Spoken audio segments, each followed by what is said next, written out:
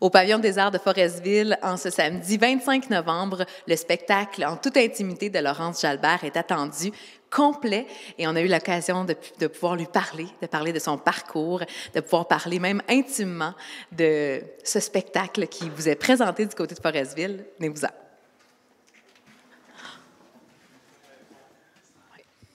Au Pavillon des Arts de Forestville, le 25 novembre, la salle de spectacle, c'est complet, accueillera une grande dame, Laurence Jalbert. Bonjour, Laurence! Grande dame, quand j'entends ça, là, ça me... Je fais 5 pieds 7, ma belle. Et humainement, je m'implique. Je suis une artiste. Je suis hypersensible. Les artistes, on est hypersensibles. Donc, on est connecté avec tout ce qu'il y a autour de nous. Tout ce qui est émotion, on est connecté avec ça. Ça fait que, oui, je m'implique. Oui, qu'on me dise, t'es une grande parce que non, regarde, je suis une artiste. Je fais mon travail d'artiste. Et puis, je suis une mère, une grand-mère, une chanteuse, une auteure, compositeur, une femme d'affaires. Et j'ai la même grandeur partout. OK, mais une grande dame pour plusieurs personnes. Mon cœur, il y a de la place en masse, ça, c'est clair et certain. Les centaines de personnes, parce que c'est une petite salle ici à Forestville, sont évidemment très contents de pouvoir t'entendre acoustiquement avec... oui, en toute intimité, c'est comme ça que le spectacle s'appelle. Après autant d'années, autant de décennies dans cette carrière-là, dans ce monde-là, qu'est-ce qui n'a pas encore été raconté par Laurence Jalbert? Bien, tout ce que je vis chaque jour est à raconter le lendemain ou sinon le soir même. Ils le savent, mes gars qui sont avec moi. La vie se défile en même temps qu'un spectacle, que ce soit dans les chansons que je chante. À mon grand bonheur, la majorité, je les ai écrites. Et c'est donc mes histoires, mais c'est les histoires de tout le monde. À chaque jour... chaque jour, tu vas regarder des photos différentes, toi. Tu regardes un album et chaque jour, on dirait, oui, ça veut dire la même chose, mais tes souvenirs, tu retrouves d'autres souvenirs par rapport à cette image-là que tu es en train de regarder. Tu fais, ben oui. Au-delà de la photo, on était à cet endroit-là, cette place-là. Je me rappelle, on écoutait telle chanson. Je me rappelle, on était allé manger telle chose. Chaque souvenir. Et c'est pour ça que d'aller voir des spectacles, c'est... J'allais dire, c'est important dans le sens que d'avoir un autre regard aussi sur ce qu'on entend des chansons, sur ce qui... Parce que si je suis là... On est venu il y a 3 ans avec ce show-là. OK. Oui, c'était dans le cadre du Rosec. Et je me rappelle, ça avait très, très, très bien fonctionné. Et ça fait 3 ans qu'on donne ce show-là. Parce que j'ai découvert, justement, je le savais avant, mais avec cette formule de show-là, où est-ce qu'on est 4 sur la route, 2 sur la scène, c'est que les chansons appartiennent tellement, je dirais, mes chansons et nos chansons, parce que Yves Savard, qui est avec moi sur la scène, on travaille ensemble depuis ça va faire 35 ans bientôt, et on a plusieurs chansons, musiques de chansons ensemble, d'ailleurs qu'on va faire ce soir aussi, puis qu'on fait à chaque show, et de réaliser à quel point, quand tu commences une chanson que les gens ont dans leur cœur, il y a comme un moment de silence ou une genre de « Oh! » Tu sais, ça fait partie de leur vie. Tu fais partie de leur vie. C'est un cadeau du ciel, ça. Ça fait que donner des spectacles, c'est remettre à jour chacune de ces chansons-là que les gens se sont appropriées et leur rappeler qu'il peut aussi y avoir une autre histoire à partir de ce soir ou d'aujourd'hui avec ce même texte-là. C'est toujours ça ne s'arrête jamais, la création là-dedans. Puis c'est ce que j'aime d'un spectacle comme ça, c'est qu'on le bouge sans arrêt, sans arrêt. J'ai pas besoin d'attendre d'appeler les 7 musiciens puis les 3 techniciens et dire on peut-tu avoir une répète genre entre 5h10 et 5h15? Non, on est toujours ensemble. On est ensemble dans la voiture, on est ensemble à l'hôtel, et on s'aime profondément. On est des amis sincères et j'ai besoin de ces liens-là. Et le show, c'est toujours, immanquablement, invariablement, tout le temps, un pur bonheur, un beau foutu moment de vie, avec le sourire, oui, des rappels de certaines choses qui nous sont arrivées, mais juste pour se dire, c'est fini, c'est en arrière, fiou, c'est en arrière, fiou. Et de se rappeler que tant que le petit cœur y bat, on peut encore faire quelque chose avec sa vie, ou globalement, avec notre société, avec notre collectivité. Tu sais, on a se rappeler qu'on est des êtres humains et qu'on vit ensemble dans une communauté, dans une collectivité. En plus, dans des endroits, je pense, ici, comme un petit village sur la Côte-Nord, c'est très intime. Il y a ce sentiment de communauté là aussi. Puis, exact. Je viens d'un petit village. Moi, je viens de Rivière-au-Nord, comme je dis. À Rivière-Nord! À Rivière-Nord! C'est chez nous, ça, Rivière-Nord! C'est que je viens de là, tu sais, je sais c'est quoi une petite communauté. Puis je vais te raconter une anecdote. Écoute, tu sais, moi, au début, quand j'ai sorti mon premier album, j'étais pas, ça va faire 35 ans bientôt, j'étais pas familière avec l'animosité entre Québec, Montréal, Montréal, Québec. J'étais pas familière avec ça. Moi, je viens de Rivière-Nord. Moi, tu sais, je veux dire, des guerres de clochers, j'avais vu ça toute ma vie, mais j'avais vu ça chez nous, c'est correct.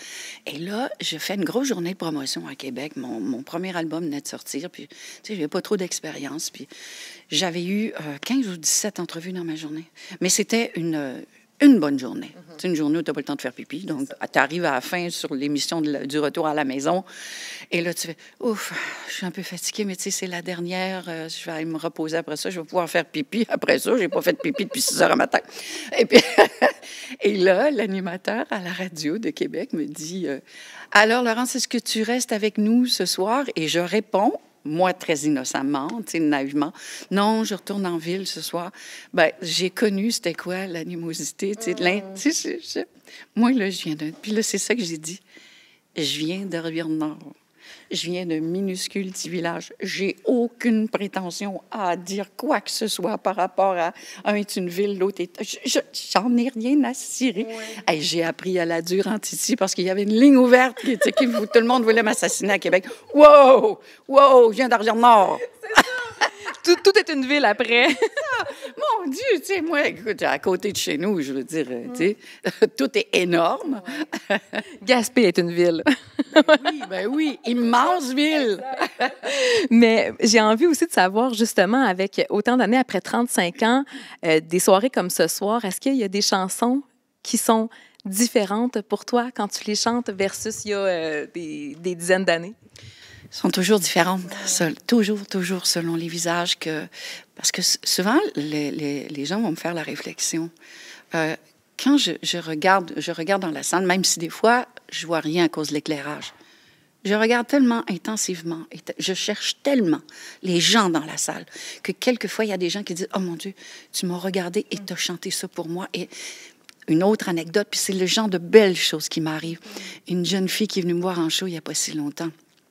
Et elle voulait me rencontrer après. Évidemment, moi, j'ai eu 2 COVID et j'ai eu des maladies respiratoires. Depuis ces 2 COVID-là, je fais très attention. Malheureusement, je peux plus rencontrer les gens après. Je peux plus me le permettre. Je peux plus, je veux dire, j'ai été des mois sans travailler. Alors, là, elle vient proche, elle demande au diffuseur. Elle m'a dit, je veux juste vous raconter quelque chose. Elle me dit... Elle dit, j'étais allée vous voir l'année passée dans le village à côté. Puis elle dit, pendant Au nom de la raison, elle dit, vous avez chanté « Mais laisse donc ton cœur te guider » en me regardant dans les yeux. Et elle l'a interprété comme ça. Puis elle dit, je me suis levée, j'ai décidé de changer ma vie. Puis elle dit, maintenant, je suis chanteuse, je donne des shows. Elle commence à embarquer dans certains concours de chansons et tout ça. Mais j'ai pas fait exprès de faire ça. Tu sais, mais c'est extraordinaire de faire ça en étant complètement inconsciente de ça.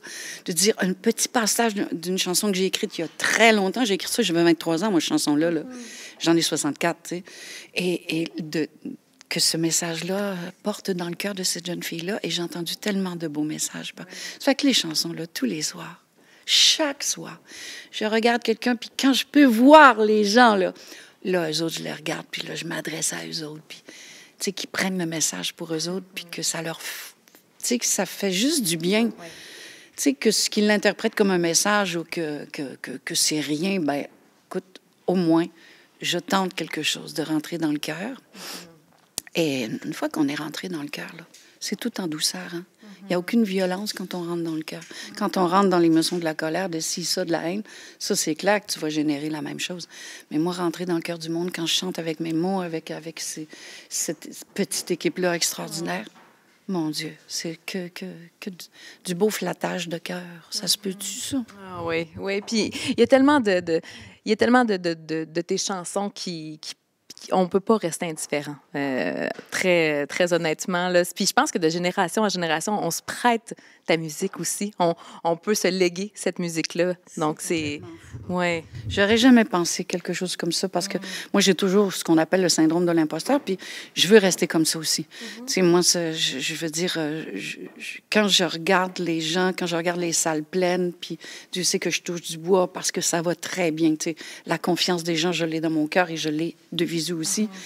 Et tu sais, de me dire que je suis encore là après toutes ces années, que j'ai pu gagner cette confiance-là de génération en génération. L'été dernier, un gros show extérieur, un gros festival. Il y a du monde, il y a du monde. Du monde de tous les âges, de toutes les époques, avec des bouts de parole sur des pancartes. Tu fais « Hey, elle n'a pas 18 ans, elle, là. Puis elle a un bout de corridor là, écrit dans ma face. » Là. Tu sais, c'est... Ah non, c'est... Comment tu veux? Comment tu veux que j'aime pas faire ce métier-là?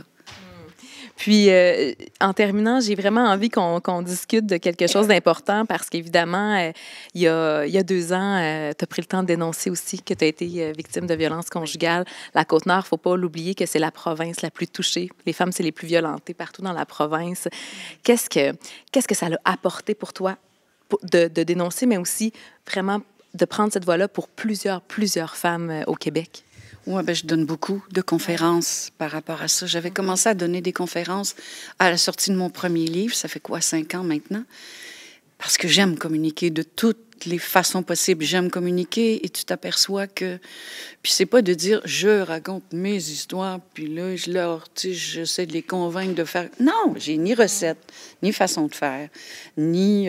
Sauf que j'en ai vécu en titi des affaires, autant des maladies, de bactéries mangeuses de chair, cancer des ovaires, dépression majeure. Je fais de la fibromyalgie depuis 18 ans, j'ai violence conjugale.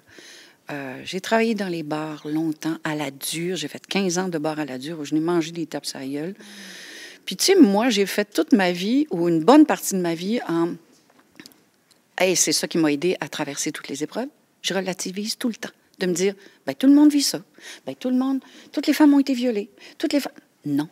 Ouais. J'ai réalisé un jour que toutes les femmes ne subissaient pas de la violence conjugale, parce que c'est comme ça que je réussissais à passer à travers le quotidien pendant ces 11 années-là avec cette personne-là. Je me disais, toutes les femmes que je rencontre sont comme moi. Mais ils n'en parlent pas. Toutes les femmes ont honte, puis ils font toutes comme moi, puis ils se cachent toutes comme moi. Non, c'est pas vrai. Et c'est cette découverte-là.